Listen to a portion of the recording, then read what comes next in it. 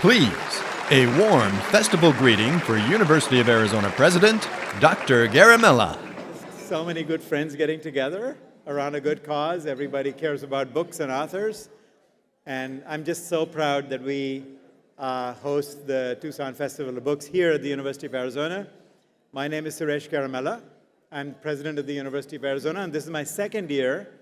I was hired about a year and a half ago, so it's my second year welcoming you all. And so this is a long-standing event that we're very, very proud of to be hosting here. As you all know, the University of Arizona is a land-grant institution. We take that very, very seriously, that mission. And I think an event like this is the epitome of what a land-grant mission means. We connect with our community. We spread culture. We spread literacy. People come together in their thousands and tens of thousands. And I've seen drone pictures of the tents. Boy, it's really, really impressive. So I hope you all have a great time on the mall. And my wife and I were scoping out the different booth numbers and where we wanted to go. And so this is just a great event. We're so thrilled and so pleased with the concentration of authors who are here. We had a great event last year, Maureen Dowd, and I hope today's speaker will be amazing too, Jonathan Karl.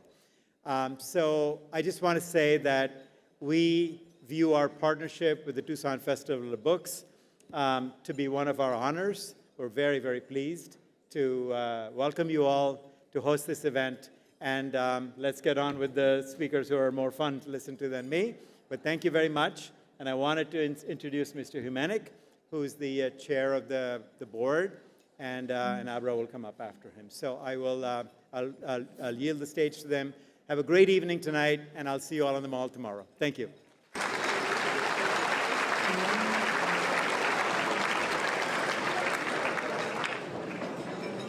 Good evening, everyone. How are we doing? Ready to have a great time? All right, we are too. We are too. Well, thank you for joining us for the 16th edition of the Tucson Festival of Books and the Authors Table Dinner. The Tucson Festival of Books is the largest nonprofit book festival in the country.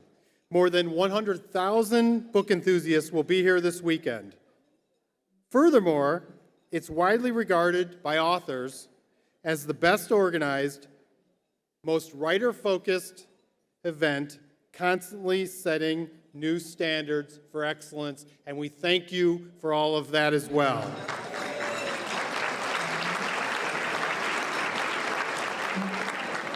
To the over 300 authors, we are delighted to have you with us this weekend. You are all rock stars in Tucson, and Tucson is the city that reads, and our city's book lovers keep writing the next chapter of the Tucson Festival of Books.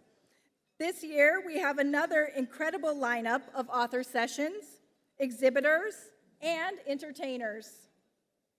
And best of all, it's free. That's right. Cheer for that. Thanks to all of you. And here's a quick look at the festival.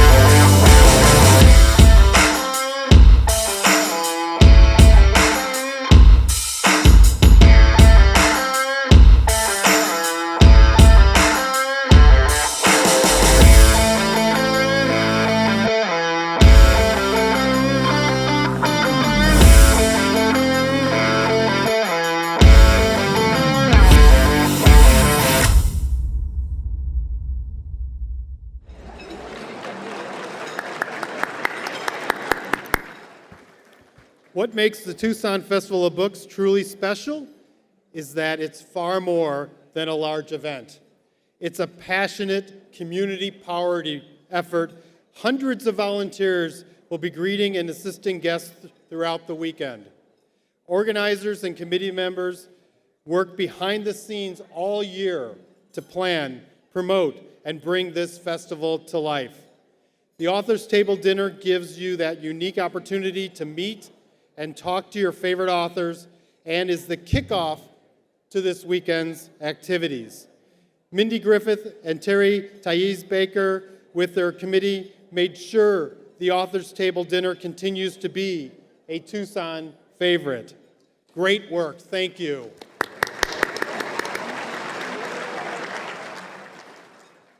Another huge thank you for Teresa Shore and Kim Rossborough for leading the steering committee, not 1, not 2, but 3 years. Teresa and Kim, please stand along with the steering committee members. Yes, all of you, please stand and let's applaud you for your outstanding work.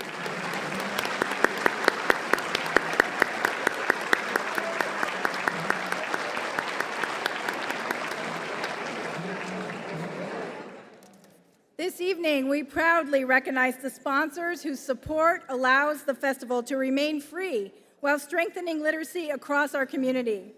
Thank you for building a more connected and more literate Tucson. The University of Arizona is a perfect partner and home for the festival, and our thanks to Dr. Suresh Garimella, Chris Kopak with Facilities Management and his team, Dr. Kathy Short and World of Words in the UA College of Ed, the UA Office of Research Partnerships, who does Science City for us, and also the University of Arizona Press, the UA campus store staff, and of course the Student Union staff supporting and serving you all tonight. Thank you for your continued involvement and support. The Arizona Daily Star, led by Executive Editor David McCumber, is an exceptional media partner. Their talented team has produced a fabulous database, website, our apps, instituted our ticketing process, and they published the festival guide, everybody's favorite, and an inspiring series of author sessions will take place in their venue on the UA Mall this weekend. TMC Health, we are very proud to have you as our presenting sponsor. Southern Arizona's locally governed nonprofit health system is committed to this festival and to many other local causes. Make sure and see their exhibit as you stroll the mall, and thanks to Jennifer Mendruzicki and the entire staff of TMC Health. Thank you. We also want to acknowledge the Stalker Foundation, the Marshall Foundation, Western National Parks, the William and Mary Ross Foundation, Pima County Library, Arizona Appliance and Home, and many others included in your program. Tonight, we celebrate your generosity. Last, but certainly not least, in addition to putting on this remarkable festival, we are proud that the festival has provided $2.5 million to community organizations to enrich literacy here in Southern Arizona. And that's quite an accomplishment you all make possible. Thank you.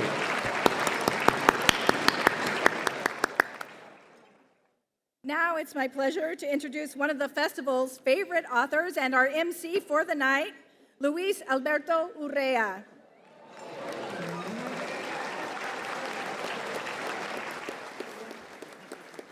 Luis is a prolific and critically acclaimed writer who uses his dual cultural life experiences to explore greater themes of love, loss, and triumph.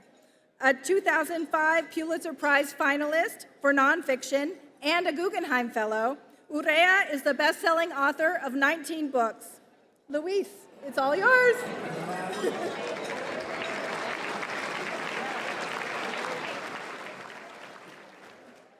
Buenas tardes, Tucson, Arizona.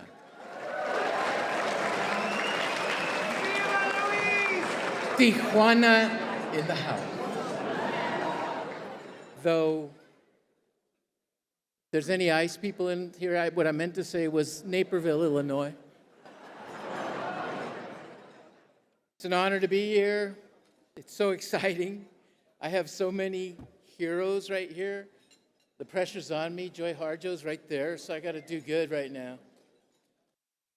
I've been here for every Tucson Festival of the Book. I was lucky the Viners gave me the opportunity to join, the first gang. And I'm so thankful. We come here every year. Hope I come here until I keel over. And I wanted to tell you, you just can't imagine how fortunate you are to have some of these people at your tables with you.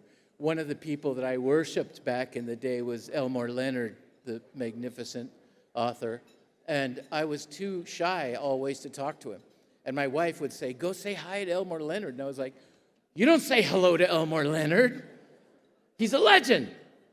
But he would look at me like from a distance. And the year before he passed, I was sitting with Cindy, and he got up to go to his event, and he walked up and stopped next to me.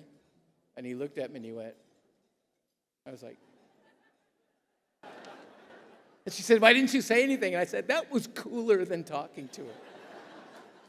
So it's wonderful to be here with you. Yeah, you heard this, that how big we are now. But I want to tell you also, this is the best of these gatherings in the country, in my opinion. And yeah. And it is, of course, one of the largest, but it's also, in my opinion, the most diverse one in the country.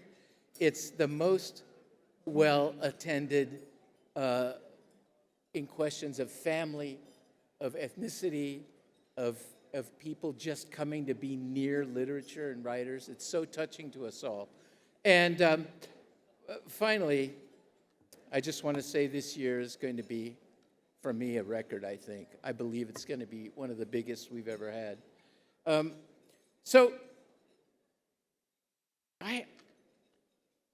One thing I truly love here is the incredible vibe of the place and the organizational details. We have the most amazing and dedicated volunteers here.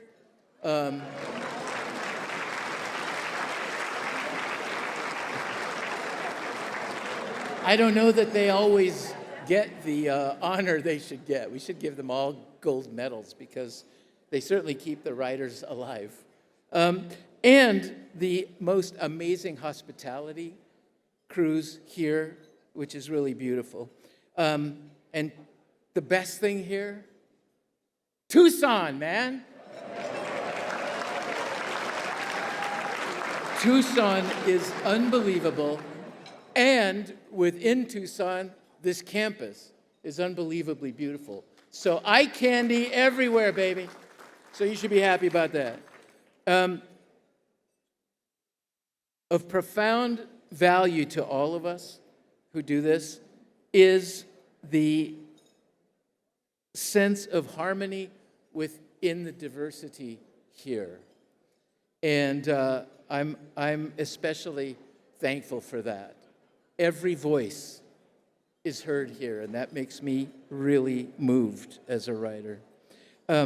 So along those lines, I'd like you to enjoy a short video of some memorable festival moments.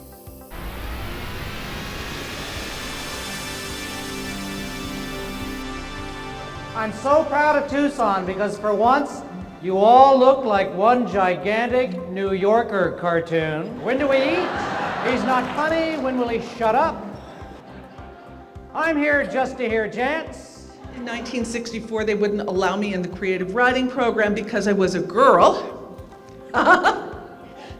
And so it was really wonderful in 2000 when they gave me an honorary doctorate of humane letters. One picture is worth 1,000 words.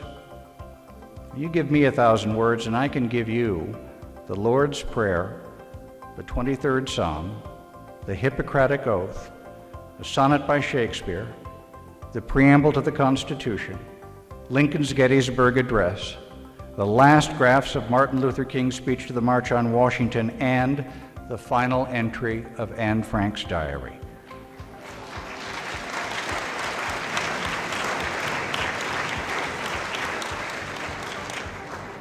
You give me 1,000 words, I wouldn't trade you for any picture on earth. Sports writer is the only occupation in journalism that I know of which is one word. It's as if the subject can't be separated from the journalist. Sports writer, one word. Everything else is two words. And it's often, or most often, it's not the stars who are the best people to write about at all. The stars are young. Nothing much has ever happened to them. This is one of the books that's coming out from Versify.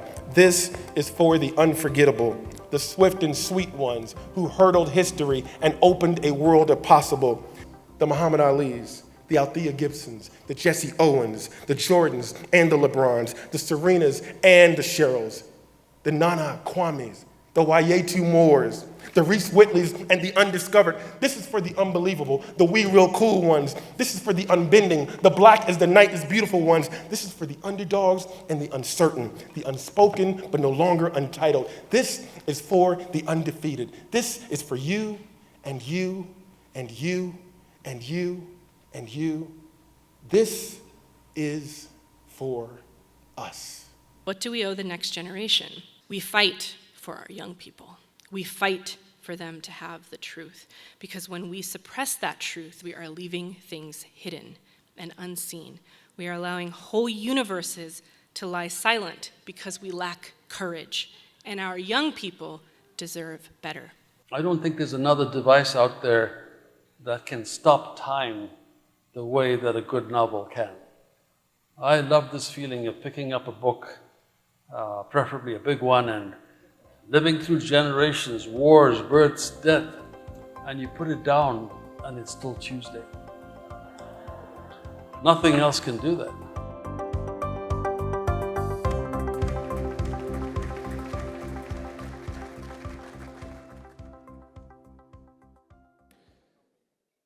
So tonight, we're lucky to have the multi-talented Marc Shaiman here.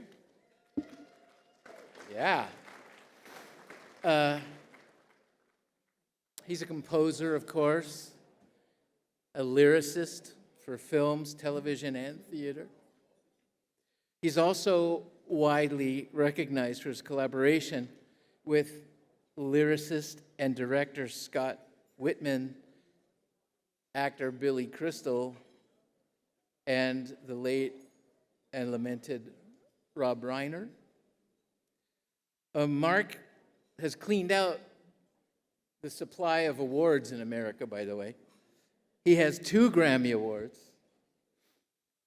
2 Primetime Emmys, a Tony, for God's sake, and 7 Academy Award nominations.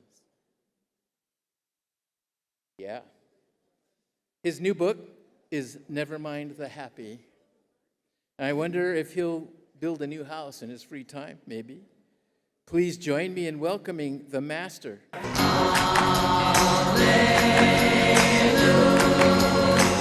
For starters, Marc Shaiman has scored some of the best-loved films of a generation and scored 7 Oscar nominations along the way. Rain Canada! Rain Canada! One of them for the music from the movie version of South Park. He was the young news theme writer from the 1987 film Broadcast News. That's him on the right.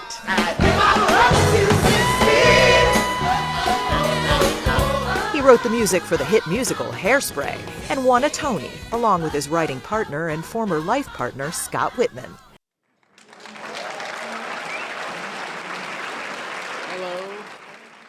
Yes, I am Marc Shaiman, and I have written a memoir. And since I've written a memoir, I'm clearly a narcissist, and I'm going to talk and sing about myself now for a few minutes. My memoir is about my 50 years in show business. You might not know my name, but I have written and arranged and produced a lot of musical moments that just might have been a part of the soundtrack of your lives. Ah, yes, going back to the 80s. In the 80s, I worked at Saturday Night Live and co-created the Sweeney Sisters, who sang, clang, clang, clang went the trolley, ding, ding, ding went the bell.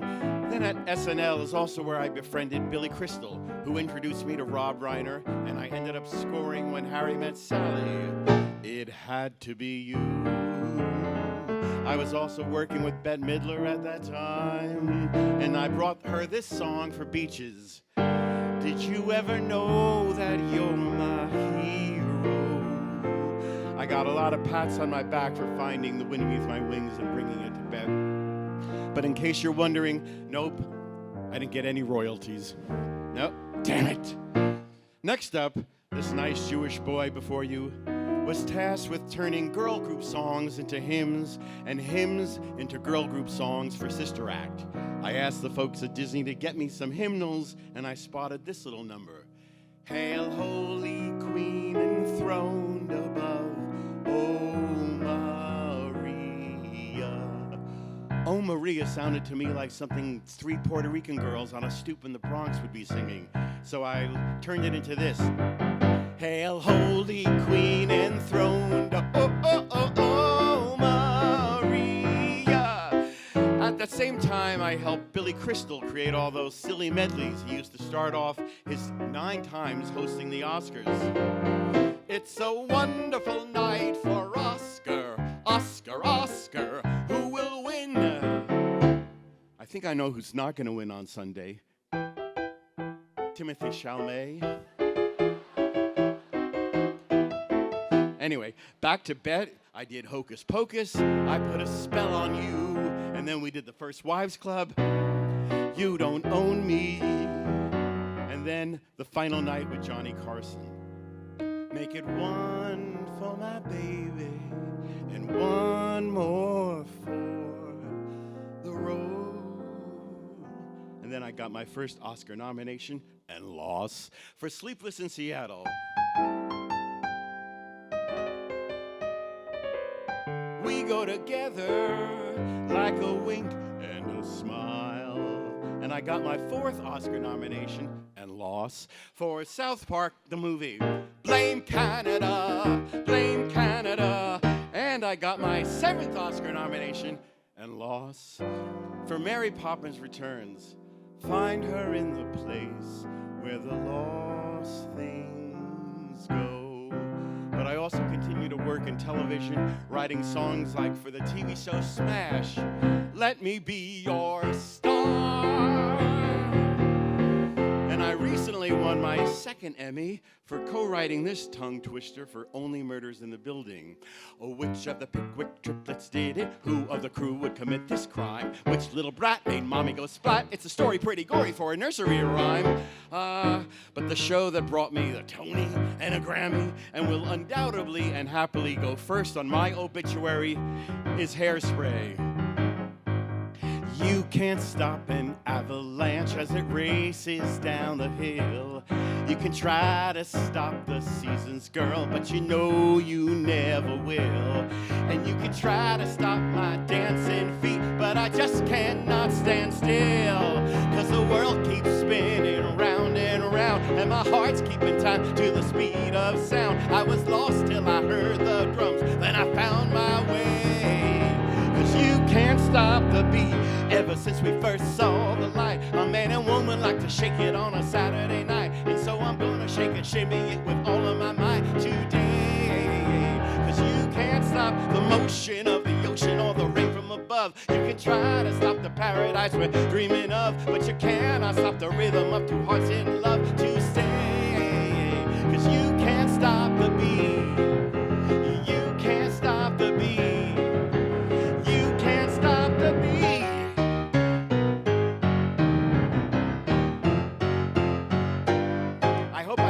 Tomorrow at 10 a.m.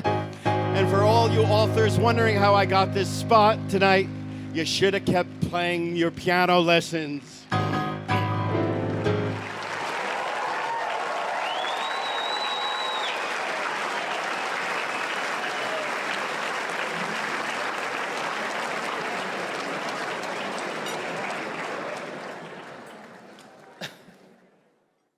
Wow.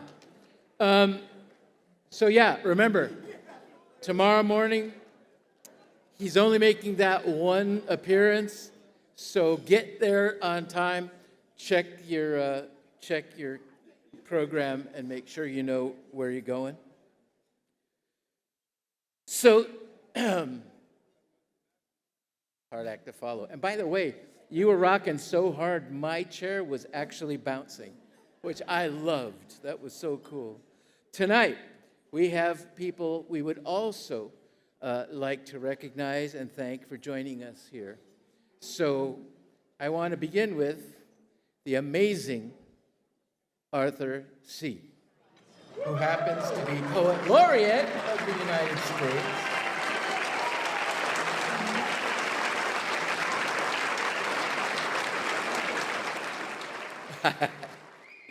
Arthur's been quoted as saying, in our digital age, when things are moving so fast, people are oftentimes very disconnected.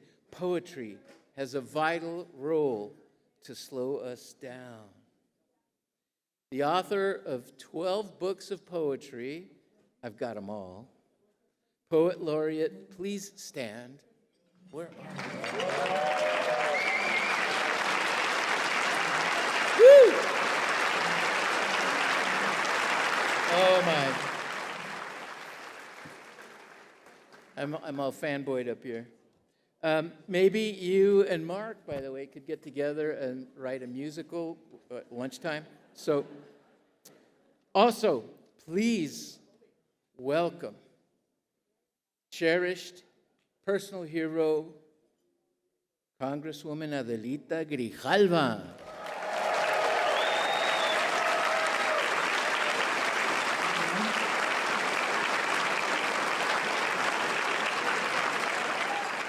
Ms. Grijalva is a lifelong public servant, an advocate, and a proud citizen of Southern Arizona. She is the U.S. representative for Arizona's 7th Congressional District. Gracias, querida Adelita. Would you stand? Say hi.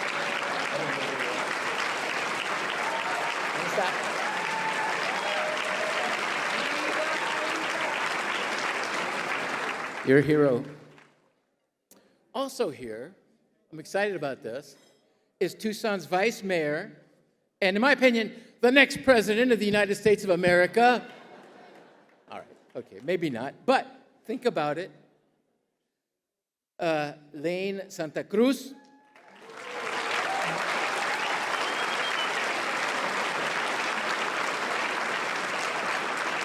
A tireless proponent of literacy and improving literacy in this community. When you stand, could you give us a presidential wave? Where are you at? Where, hey! I will move to Tucson so I can vote for you for whatever. Thank you so much. All right, also with us tonight is one of my true heroes, Ruth Dickey, tireless executive director of the National Book Foundation.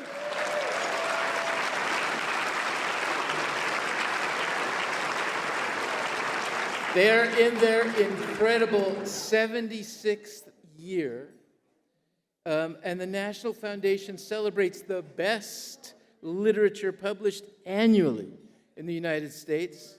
We are especially honored to have 6 of the 2025 National Book Award honorees with us tonight. I'm going to name them all, and then perhaps the whole team could stand for us after that. Daniel Nayeri,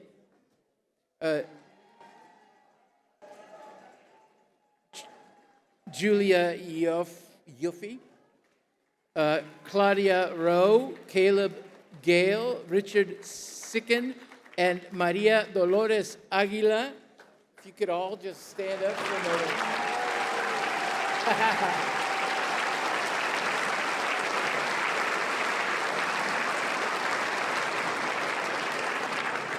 Yeah, get a little love. You deserve it. So some veterans are here with me. The incredible J.A. Jantz, the astonishing Craig Johnson, and the epic R.L. Stein.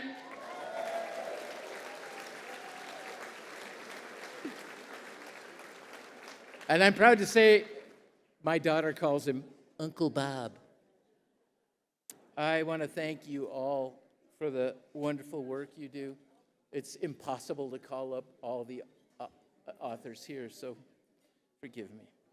Now, the tomfoolery, I'm going to put aside for a second because it breaks my heart and all of our hearts to acknowledge the loss of one of our most beloved authors, a founder of this crew of writers that come, of the regulars, and a founder award recipient just last year. And that is the master Thomas Perry.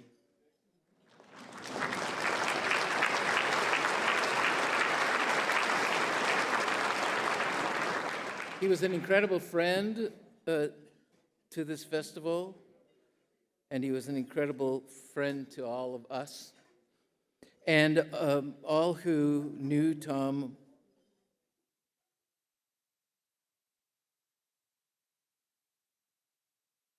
look forward to seeing him. And he only missed one festival in all these years. So a little history: he was critically acclaimed for his mystery and thriller novels that you probably well know. He was celebrated for their intricate plots and his sympathetic characters. He won the coveted Edgar Award for his first novel. I'm kind of jealous. The Butcher's Boy. And he gave us the popular Jane Whitfield series, and his novel, The Old Man, of course, adopted into a popular television series on cable. Mr. Perry wrote 33 novels, including his last, The Tree of Light and Flowers, which appeared in February. And I just want to say, for all of us, we miss you, sir.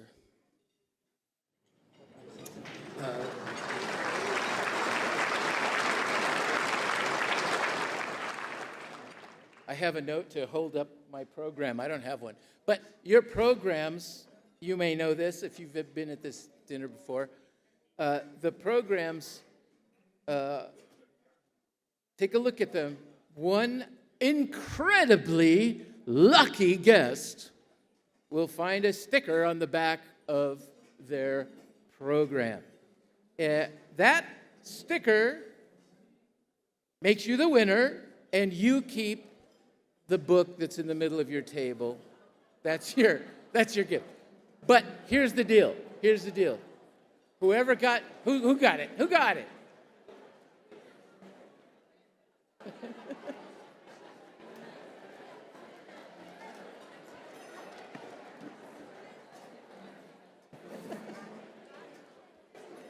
I love this.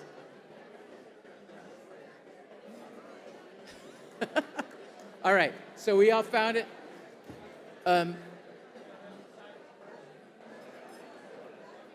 This reminds me of bingo at the church hall. It's so good.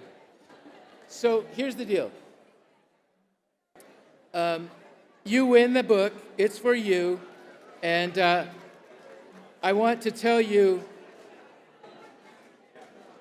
be sure to get your author at your table to autograph that book. It's amazing to have autographed books. So you who want it, get it. However, I want to just say we are eager for one thing from you. And that is, before you leave tonight, we need you to do this. Everybody at the table, if you could gather together with your winner and have somebody take a picture of you all together and then post it on your favorite social media, some of which I won't mention now, so that we can find it and the festival can use it. So I wanted to tell you a little personal story, and then we'll get on to the closing parts of the ceremony here.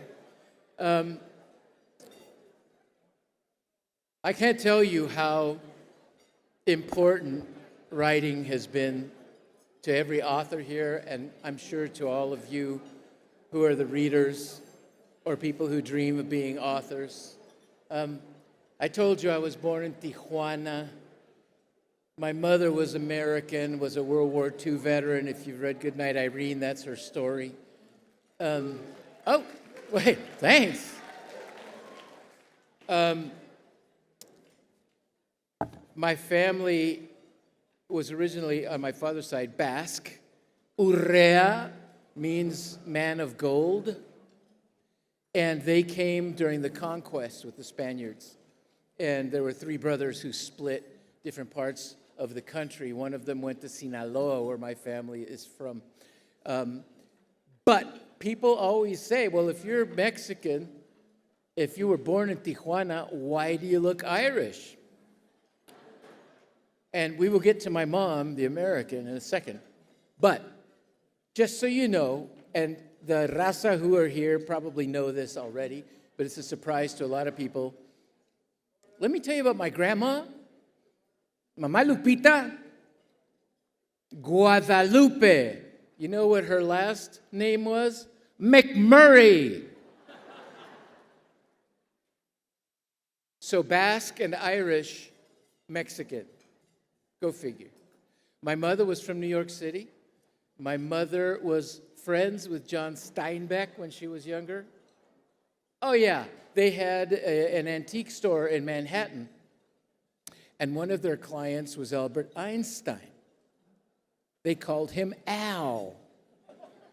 What I loved about Steinbeck is he told them, if you ever tell anybody it's me, I can't come back. So they just called him Jack, and he would come and look at their antiques. My mother was a rambunctious gal, lover of literature. She knew, as I said, authors. There were poets in New York who wrote her, when she was a teenager, poems. But she had a wild side. And when World War II began, she wanted to serve. There was nowhere for her to serve. So she realized that the Red Cross had an operation available for what they called the Clubmobile women, and that's what Irene is about. That whole book is my mother's exact journey, everything that happened to her. So she came back wounded from that war, terribly wounded.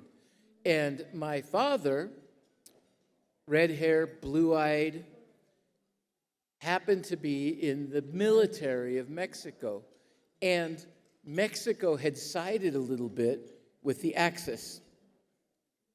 And so when they realized that that was the wrong move, they were trying to kiss back up to the United States. And they promoted all American-looking soldiers to captain, and then would send them with Mexican politicians into the United States because they were getting met with resistance. That was my father's job.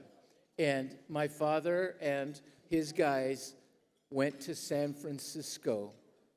My father was their white kind of guide into San Francisco culture.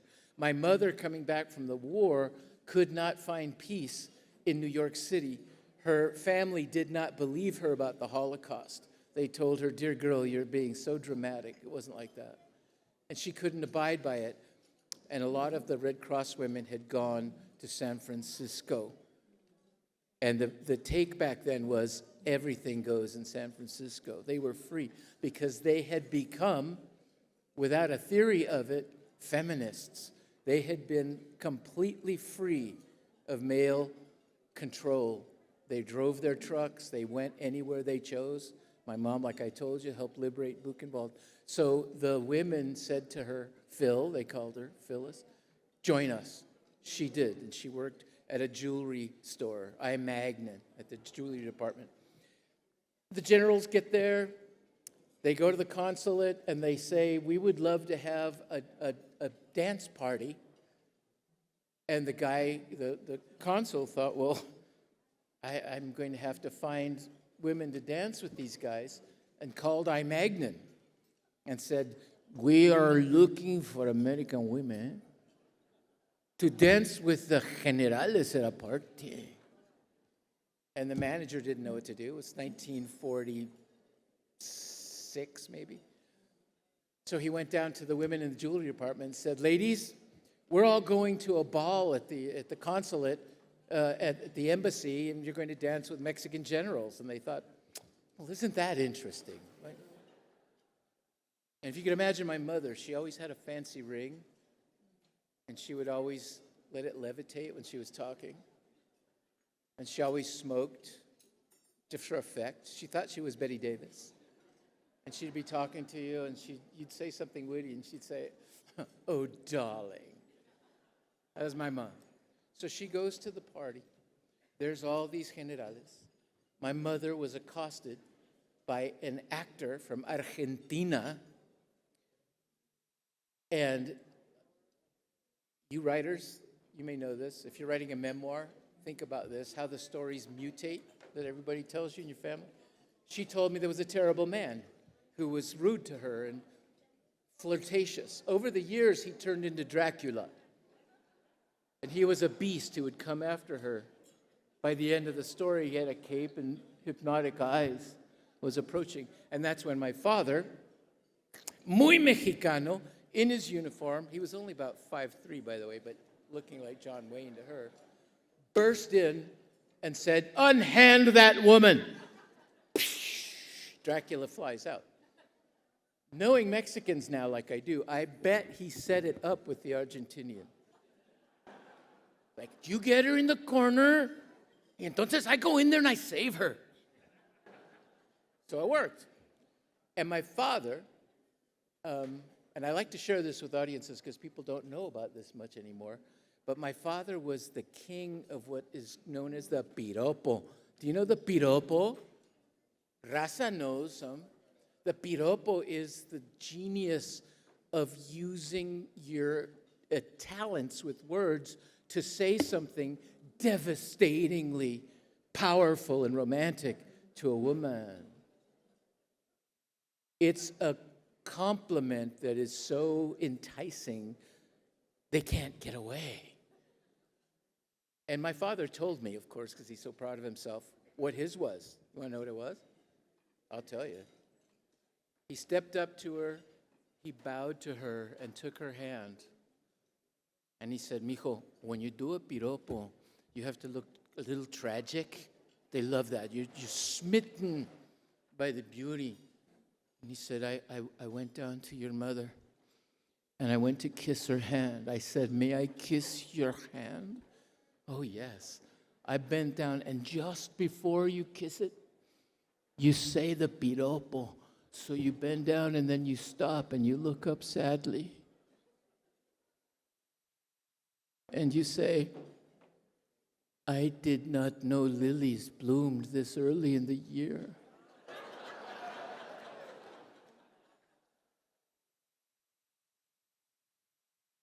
That's where I got my mojo. Anyway, so it was all story. And the secret for me was torment, because my mom spoke no Spanish. When they married, she thought he was going to whisk her off to a beautiful place, a hacienda. She didn't know that he had ended up on a dirt street in Tijuana, living with his mama, my grandmother. So she was the only American in the family. So I spent all my time, my whole life, translating back and forth, back and forth, back and forth. And that led to me being up here talking to you now. It's a kind of a miracle I can't quite put together yet. And it took a lot of twists and turns, but I'm super thankful for it. And the last thing I want to say about this is you can't imagine what your words say or mean or how they resonate or how the things you say in your family or to the kids will stay there and grow little plants in them. I started writing. I thought, so much good stuff, and I didn't know what to do. And I loved Ray Bradbury. I loved to read. I loved, Famous Monsters from Filmland magazine, too. I loved that. Comic books. I wanted to do that somehow. And I had a Mexican family that took care of me because I was ill. If you're from Tijuana in those days, you probably had tuberculosis. I did. And nobody would babysit me, but this family did. And they saw that I was writing, and their daughter, Angelita, said, "Luis, what are you doing?" And I said, I'm writing a story. And she said, "Read it to me." So I had to, it was in English. I read it to her, translating it into Spanish. My first reading I ever did. And she just looked at me and she said, "Ay, Luisito, qué bonito hablas. How pretty you speak." And I knew that was it. That was it for me. So to tell you stuff, I was later on super blessed by a terrible tragedy. My dad died at the hands of Mexican cops. They made me buy his corpse. I was 20 years old. I didn't know how to deal with it, so I wrote a story about it, and somebody gave it to Ursula K. Le Guin, and she published it and started my writing career. So you can't tell. It's honest to God, a kind of a river that's going through us, you know. And I get to meet people like Craig Johnson over there. I mean, it's incredible. So if you are writing, and I talked to a bunch of you tonight that have or are or think about writing, do it. It's important. It's important. It's so important. And now, it's my honor to present you with Brenda Viner, the queen of TFOB, one of our dear, dear, dear friends, and the co-founder of this amazing festival.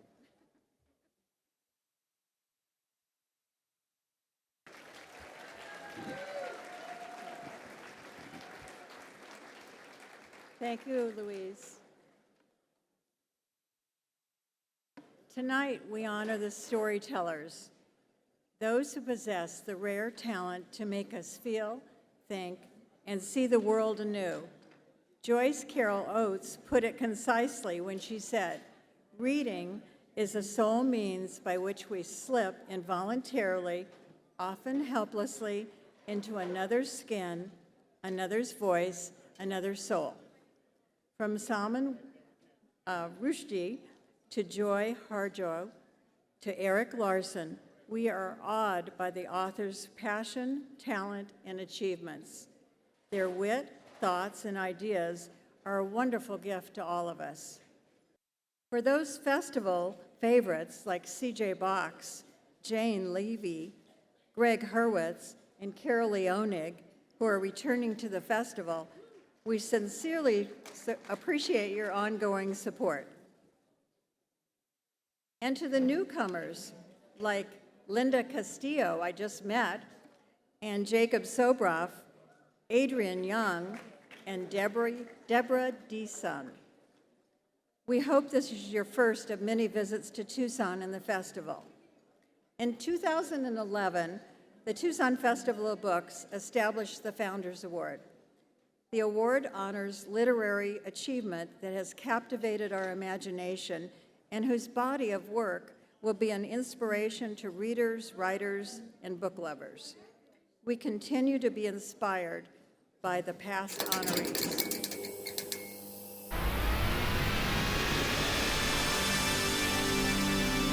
I think the more you write, the harder it gets, because you don't want to write the same scenes over and over. You want to keep it fresh. One of the pleasures of being a novelist is the capacity to go backward and forward in time and see your characters and visit them at different times of their lives. Last time I spoke at the University of Arizona was 35 years ago, and I spoke to 22 people. I think the whole point of my career has been about getting kids to read, and that's what I'm most proud of. Maybe you've heard me tell my all-time favorite letter. This was from a boy. Dear R.L. Stine, I've read 40 of your books, and I think they're really boring. In some way, a good book is as exciting and rewarding as anything you're ever going to do in your life. The previous winners of the Founders Award are all iconic authors.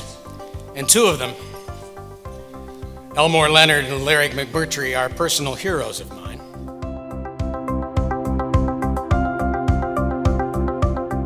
People who are really writers write when their lives are imperfect, because if you're waiting for perfection, you're never going to get around to writing at all. It's a mad world we live in a world that is mysterious, undefined, without purpose. And I try to make purpose by making art. I don't want to know the ending. I want to find out. I mean, this is why it's so exciting to me and why I only write fiction. Poetry has become, it's probably the most egotistical of the arts because the self is foregrounded and the self is the subject, the I. When I was United States Poet Laureate, and I love saying that, it's a great way to start sentences.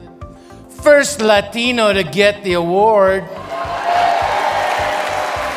You know, I've watched this festival go through so many challenges. Political upheaval, ethnic problems, literacy upheavals, Jim Harrison. Jim was spectacular. So many things have happened. Weather, and here we are now. Books and stories are a way for us to reach out into the world, to reflect, to escape. And again, I just want to say how grateful I am to receive the Founders Award. And I hope all of you stay safe and well, and that next year we can all be together again. I always thought of myself as a writer when I was growing up. Didn't think it was so practical, that's why I ended up going to law school. But I couldn't stay being a lawyer when there were things that I wanted to do and stories that I wanted to tell. Earning a living as a writer, that's like earning a living going to parties or something, I try to write a story that a reader has never read before, and to the extent that anybody is ever going to remember anything that anyone does in this field. The reason that I do this is because I really do kind of like to write. A good twist or turn of story that people aren't seeing necessarily, a good line of dialogue. I've been extraordinarily fortunate in the sense that, I really enjoy what I do. The only thing that I was hoping to accomplish is that I was hoping I would sell enough books so I could continue writing books. That's all I was shooting for. And, we've accomplished that after a short period of time. It's awfully nice, I have to admit.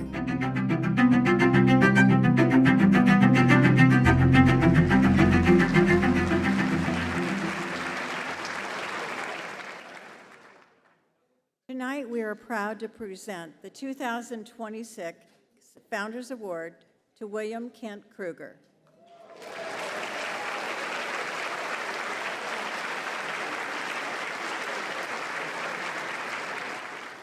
Born in Torrington, Wyoming, to a family full of wanderlust. Before he graduated from high school, he lived in 11 different houses in 8 different cities in 6 different states. Kent says the only real constant in his life was the dream of becoming a writer. Krueger briefly attended Stanford University before being kicked out for radical activities.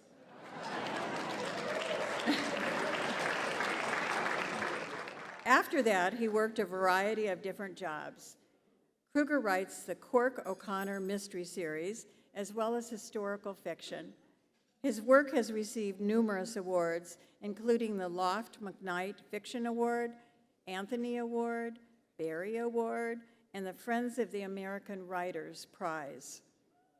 Ordinary Grace, his standalone novel, received the Edgar Award. The companion novel, This Tenderland, spent 6 months on the New York Times bestseller list. His last 13 novels were all New York Times bestsellers. His most recent book is a Cork O'Connor mystery, Apostles Cove. He's been married to Diane, a lovely Cornhusker, for 53 years, who still regularly beats him at cribbage. They live in St. Paul. Let's give him a warm welcome.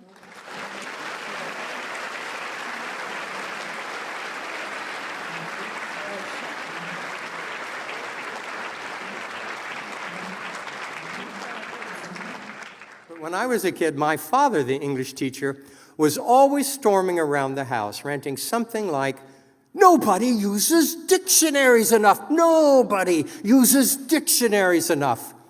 So in the third grade, I wrote a short story called The Walking Dictionary, which was in fact about a dictionary that didn't think it was being used enough. It magically sprouted legs so that it could toddle off into the world and go to the people that needed it. My third grade teacher went gaga over that story. My folks oohed and awed over that story. I swear to you, in the third grade, I knew I was destined to be a writer. Librarian proceeded to walk my way and ask me a very librarian-esque question. She said, "Kent, what do you like to read?" Well, the honest to God truth was that I like to read comic books.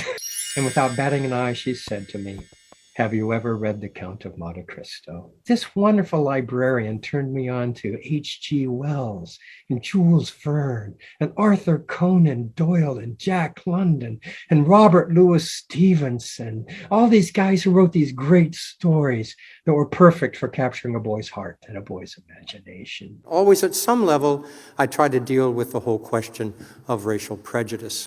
The first book in that series, a book called Iron Lake, was published in 1998. That was followed by Boundary Waters, Purgatory Ridge, Blood Hollow, Mercy Falls, Copper River, Thunder Bay, Red Knife, Heaven's Keep, Vermilion Drift, Northwest Angle, Trickster's Point, Tamarack County, Manitou Canyon, Wendigo Island, Sulphur Springs, Desolation Mountain, Lightning Strike. A story idea came to me that wasn't a Cork O'Connor story. The story eventually became Ordinary Grace. It was a story that I believed would allow me to explore more deeply the importance of the spiritual journey in our lives. I think we're all on a spiritual journey, whether we embrace that or not. I got to tell you this, when I proposed that project to my publisher, they didn't want it.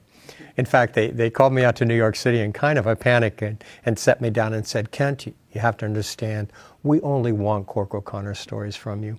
So I knew if I wrote this piece, it was going to be a risky proposition. Clearly, they weren't interested. I had no idea if anybody else would be interested, but it was a story that spoke to me in such a compelling way that I knew I had to write it. So across the next 3 years, without a contract, I composed the manuscript for Ordinary Grace. 7 days a week, I'm up before 6 o'clock. I write for 2 to 3 hours, and that's when I do all my creative work. I got that from Hemingway, who loved nothing better than rising at first light every day and spending the first 2 hours writing. He thought it was the most creative time of the day. I know how it's going to play out. I'm one of those writers who pretty much has to know how the story is going to go before I really sit down to write it.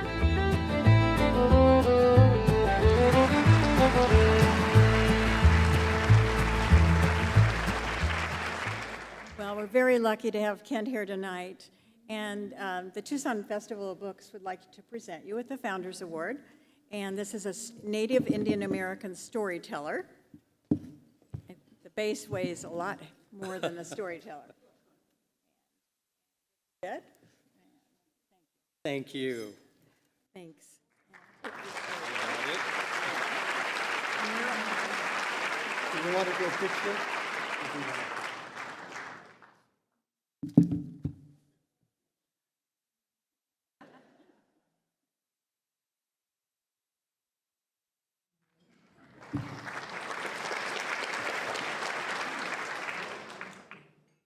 Thank you, Brenda. Thank you, everyone who is here this evening. Thank you for continuing to come and support what, not only in my opinion, but the opinion of so many of us, is the finest book festival, maybe in the world.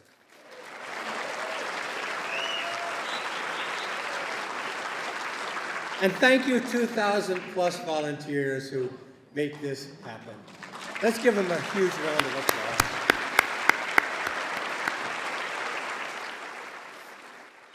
When I was 40 years old, I went through a midlife crisis, as you do.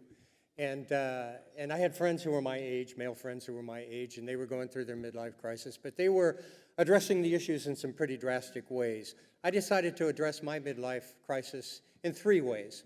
The first thing I did was I got my ear pierced. Now, I don't wear a stud or an earring anymore, but you notice the ear that I'm indicating. Those of you who recall the etiquette of male ear piercing 35 years ago, you may appreciate this. that afternoon, after I got home having the piercing done, my very socially astute teenage daughter took one look at me and said, "Wrong ear, Dad." The second thing I did was to get a tattoo, which I don't generally show people unless they buy lots of copies of my books. Or you can get me drunk, that works pretty well too. And the third thing I did was to sit down and write that book that I'd been promising myself forever I was going to write. The publication of that novel, Iron Lake, launched me on a road that led to the fulfillment of every dream I had of being a writer, and more, blessing after blessing. And I want to tell you about two of the greatest blessings that have come my way. The first was this: when I published, I became a part of the mystery writing community, which is one of the most compassionate, generous, supportive, embracing group of people you could ever hope to meet. You know, we do perpetrate a lot of horrible things in the pages of our books, but I think when you meet us, you discover that we're some of the nicest folks you could ever run into, you know? The second blessing was this: all of you, that community of readers who appreciate the work that we do. You are gracious, you are generous, you are embracing. Blessing after blessing after blessing. Now, there is something that I feel I have to say to you. I come from Minnesota. And unless you've been living under a rock for the last several months, you are probably aware of the chaos that we have been dealing with in our state, in the Twin Cities where I live, as the result of the deployment of several thousand federal ICE agents to our city and to our state. So we've been dealing with chaos. When I look around our nation, I see a country that seems to be in chaos. When I look around our world, I see a world that seems to be in such chaos. And if you're anything like me, maybe you're tempted to give yourselves over on occasion, like me, to temptation to lapse into a sense of despair or a sense of hopelessness. And if that's true for you, then I want to tell you this. I have on my writing desk a slip of paper that I've taped above where I write that contains a paraphrase from the Old Testament book of Micah. The actual text reads this way: "He has told you, mortal one, what is good, and what does the Lord require of you but to do justice, to love kindness, and to walk humbly with your God." The paraphrase of that text above my desk reads simply, "Do justice, love kindness, walk humbly with God." I have to tell you that I honestly believe that if two compassionate communities of people, as two compassionate communities of people, we can hold together to those three simple tenets: do justice, love kindness, walk humbly with God, or whatever name you give to that divine spirit that runs through all creation and through each of us and connects us with one another and with the universe. If we can hold to those simple tenets, I believe absolutely that on the other side of this chaos, on the other side of this fire, we will emerge better people, and the world will be better for it. I believe this with all my heart. Thank you for listening, and thank you for this incredible honor.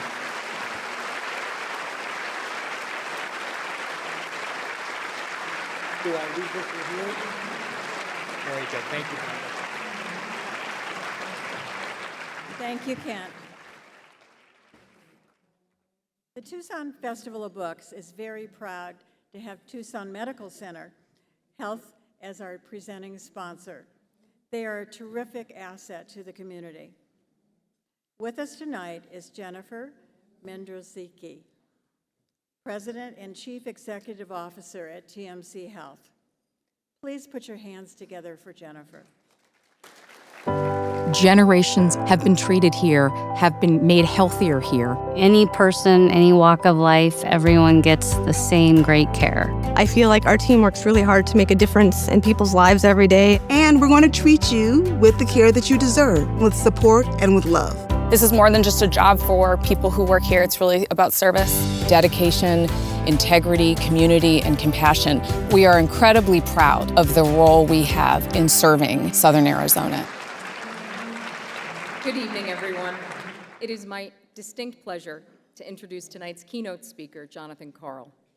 Jonathan Karl is a political journalist and author.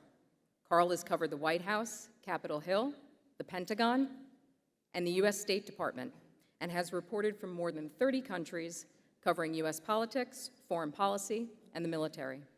Karl has been the chief Washington and White House correspondent for ABC News and co-anchor of This Week with George Stephanopoulos.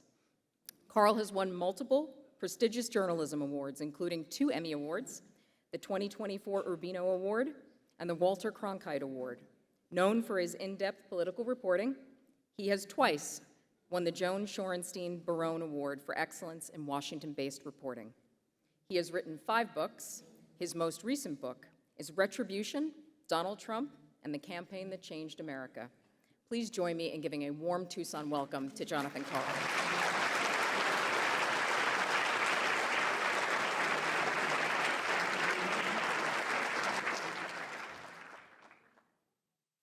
Hey, by the way, can we get Marc Shaiman an Oscar, for God's sake? I mean, unbelievable. That was unbelievable. Well, thank you. It is great to be back at the Tucson Festival of Books. This place, I've been to a lot of book festivals. I've never seen one with more exuberance, more enthusiasm, one that had more meaning than this one. Truly the greatest, not just in the United States, not just in the world, in the universe. Thank you.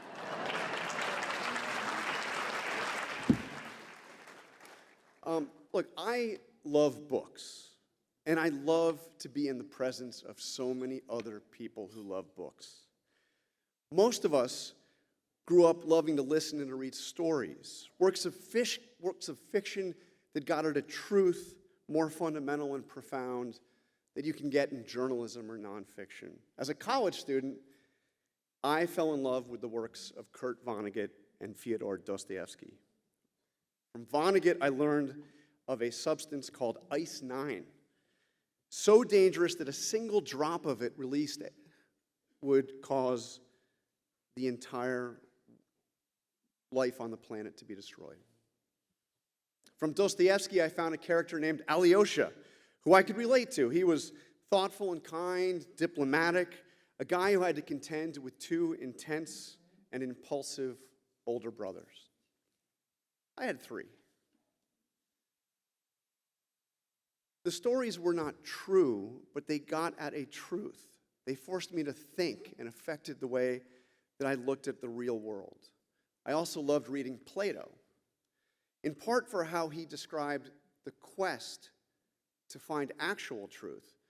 But from Plato, what I was really drawn to were the stories. I marveled at Socrates in the Symposium. This is where he and his companions drank and debated big issues about beauty and love and life deep into the night, until everybody at the party passed out drunk except for Socrates. And then as dawn was breaking, Socrates simply got up, walked out the door, and went out to start the next day.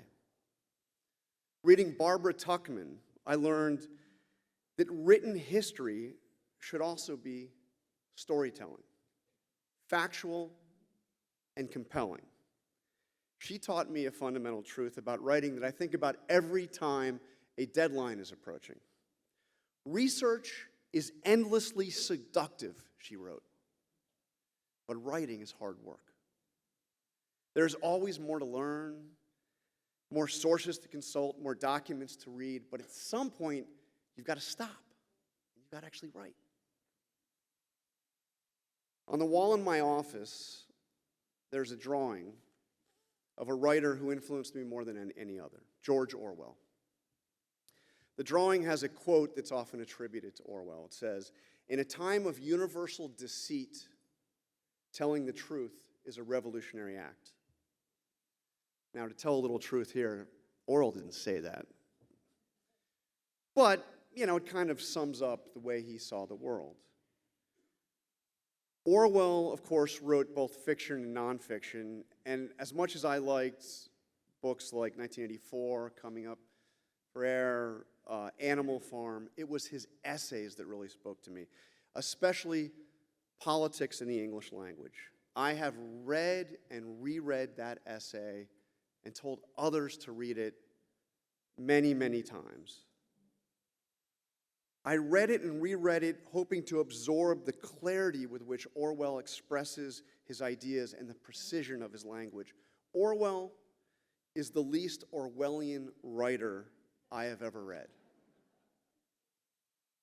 In his essay, Why I Write, Orwell explained that he had no choice but to become a writer. He said that putting aside the need to earn a living, there are 4 primary motivations for writing: ego, the love of language, the desire to describe things as they are, and the 4th, the urge to nudge the world in a particular direction. He said that when he set out to write a book, he often did so because there was some lie that he wanted to expose, some fact that he wanted people to notice. I was a year from graduating college and reading a lot of Orwell when I watched something unfolding a world away that changed me forever. I sat glued to the television as students, kids my age, started marching and protesting in the middle of China's capital, a place called Tiananmen Square. They seemed like me. They seemed like my friends. They were having fun, but they were also taking a stand for their own freedom. They were protesting joyfully and peacefully and with purpose.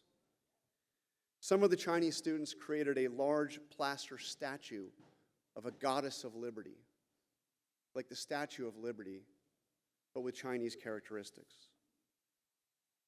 I was inspired. China was not a free country, but people just like me were trying to change that. The protests went on for 3 weeks, growing larger and larger.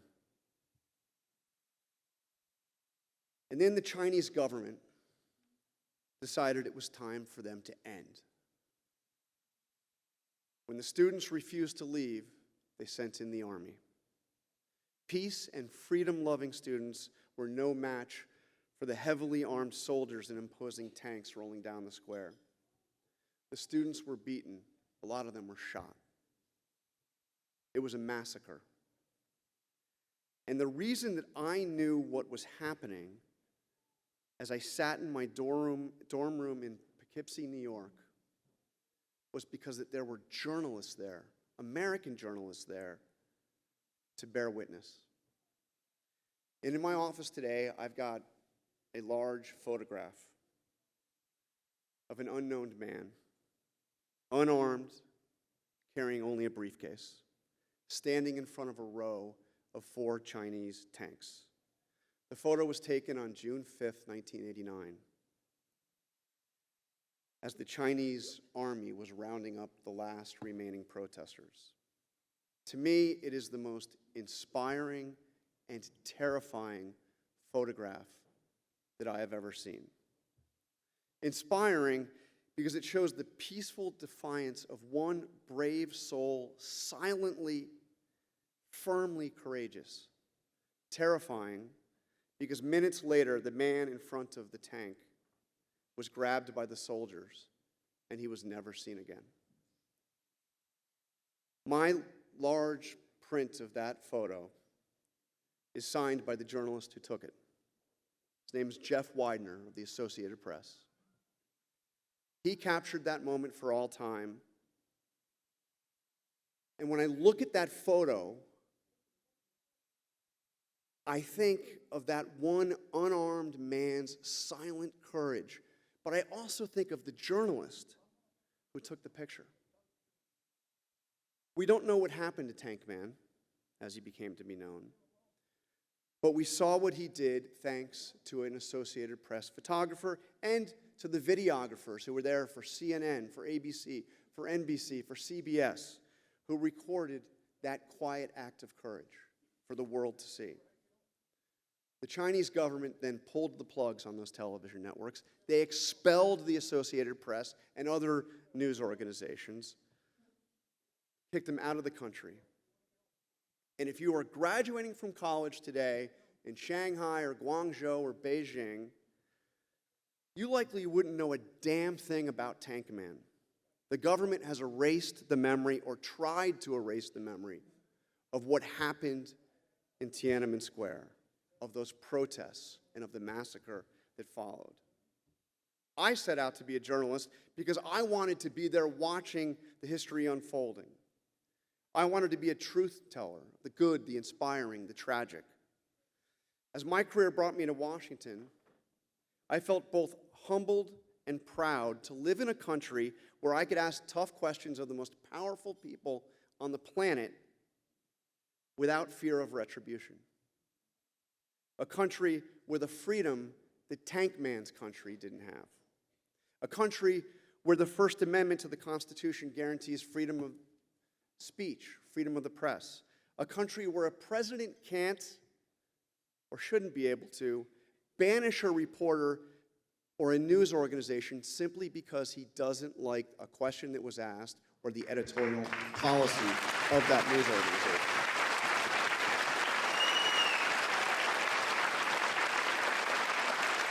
A country where even the military leadership welcomes the scrutiny of a free press, and where nobody can take away a press pass because the journalists refuse to sign a pledge that makes it impossible to do journalism. A country where the Secretary of Defense doesn't ban photographers because his staff finds the photos unflattering. So I was at the Capitol when it was evacuated on September 11th, 2001. As a Capitol police officer ordered me away, I did not want to go, from the building, I had no idea what was going on United Airlines Flight 93.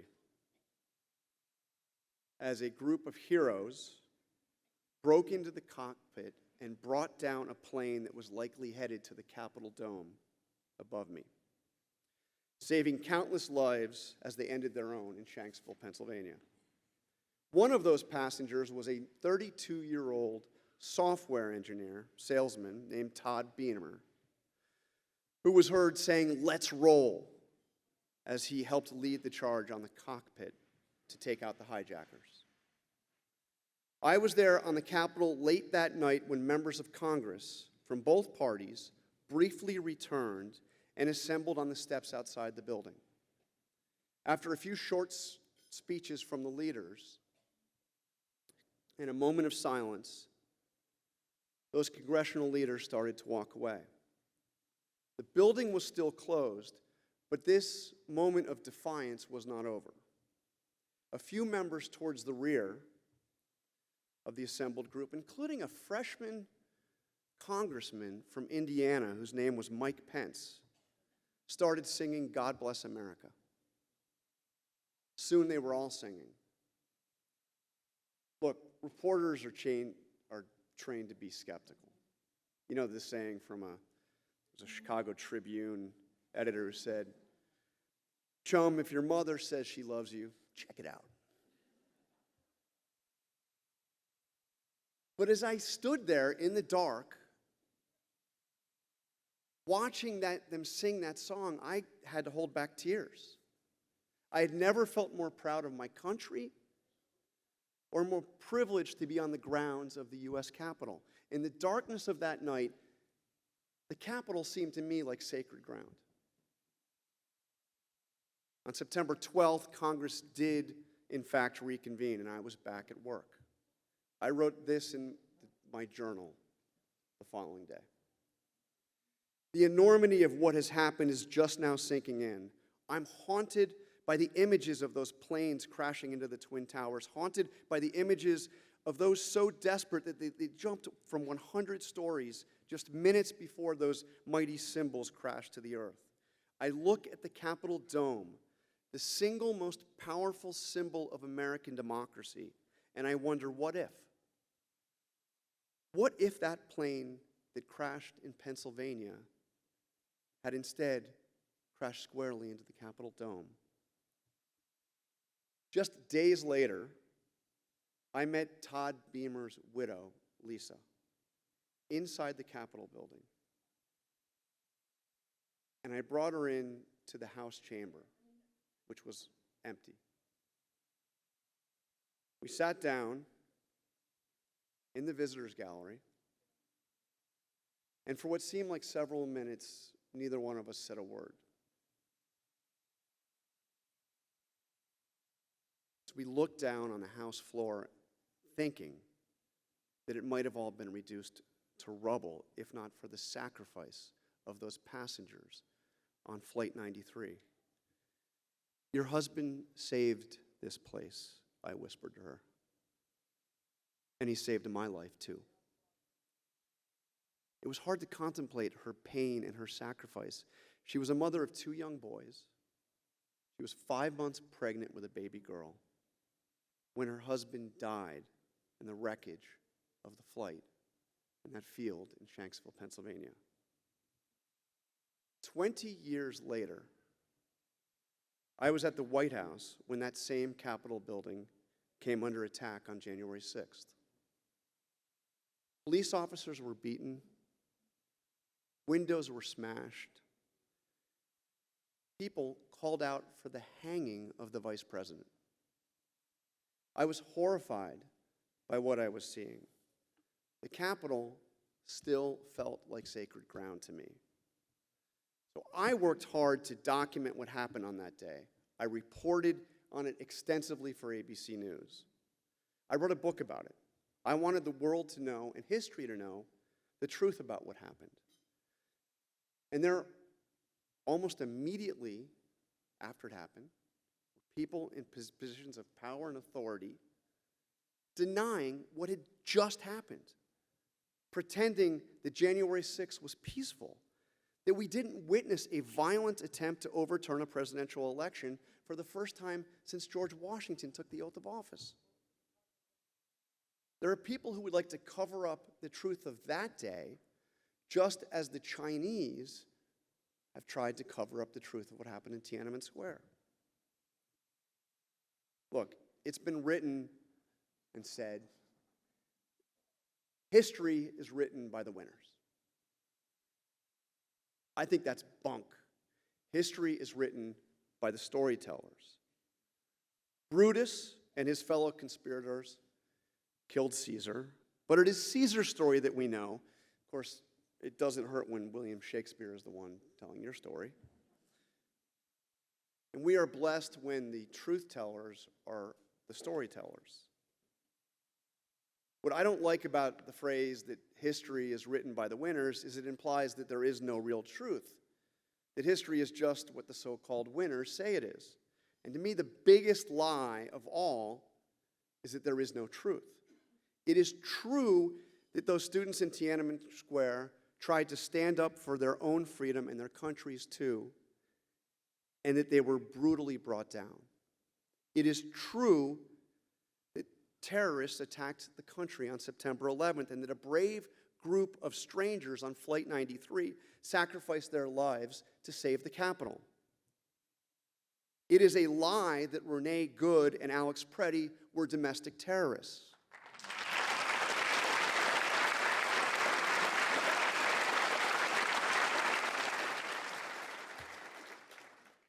In Politics of the English Language, Orwell makes the case that bad writing is not just sloppy, it obscures the truth.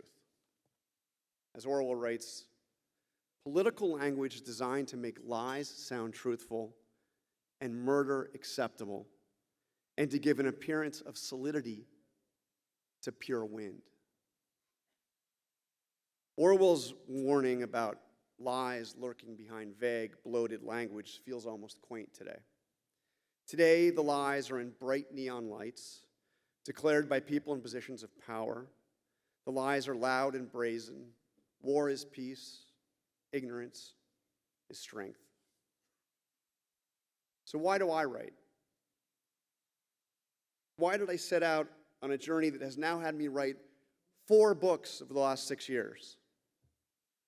My motivation was a basic one at first. I was covering a remarkable story that had captured the world's attention, and I believed that people would be talking and arguing about and wondering about it for many years to come. I felt I had a unique vantage point on this story as it was unfolding. So I wrote Front Row at the Trump Show. I wanted to write a book that people in 50 or 100 years could look at and answer a couple basic questions. What was that like, and how the hell did that happen? But after the events of 2020 and the efforts by a president of the United States to overturn a presidential election, my motivation became more Orwellian. I mean, not in the way the word is misused, but in the way Orwell saw himself. The motivation that he saw. I was writing to expose lies, writing to document the truth. I saw the effort to erase the very recent history, the raw history of January 6th, as an echo of what the Chinese had done with the memory of Tiananmen Square. Now, some people like to criticize reporters like me for writing books. They say, "How dare you hold back information just so you can cash in with a book?" Yeah, I've got a confession to make. I've made many mistakes in my career. Writing books is not one of them. That criticism gets it exactly wrong. My books, like the books of some of my amazing colleagues who have covered these astounding events and written books,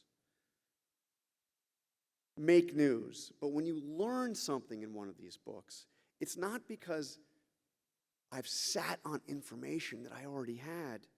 I've learned the information because I set out to write a book. It seems kind of basic. Writing a book is a mammoth undertaking.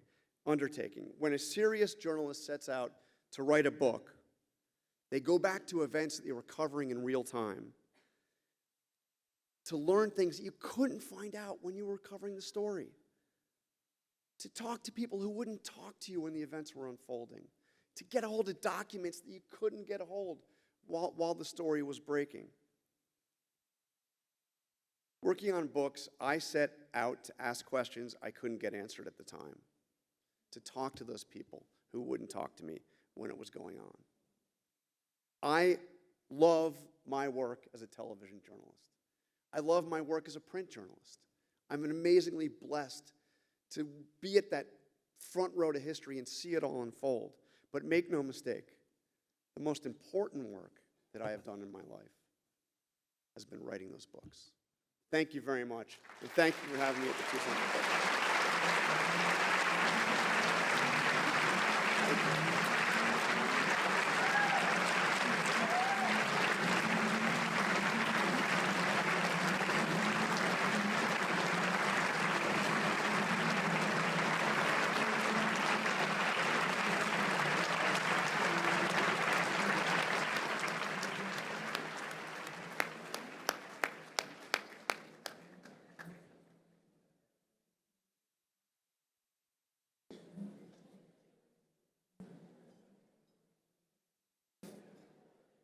Wow.